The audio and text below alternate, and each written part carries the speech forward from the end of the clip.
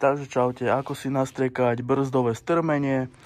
Takže ako prvé auto si zdvihneme hore, dáme si dole koleso, samozrejme je potrebné si vyčistiť ten strmeň, bez toho vám nedobre chytí farba, alebo sa bude buď šupať, alebo vám nedobre chytí.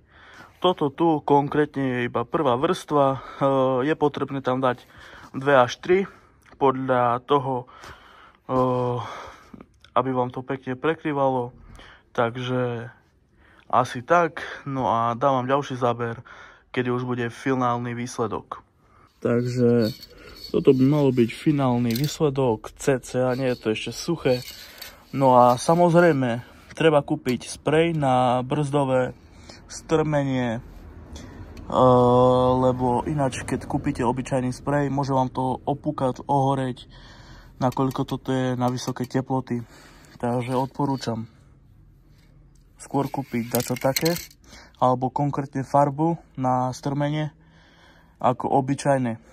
Samozrejme na oktávke som farbil normálne s farbou, ktorá je na braničky, no a proste s tým som nafarbil a vydržal to maximálne 2 až 3 roky, ale tak samozrejme, toto tu je vyššia rada, je to BMW E60, takže tu na takéto tuzingy by sa nemali robiť, takže skôr odporúčam niečo takéto.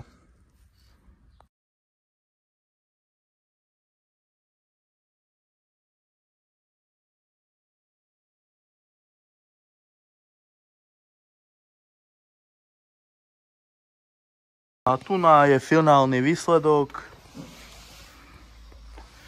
Takto to vyzerá. Elektrón je zašpinený, takže aj to si budeme umývať v tomto videjku.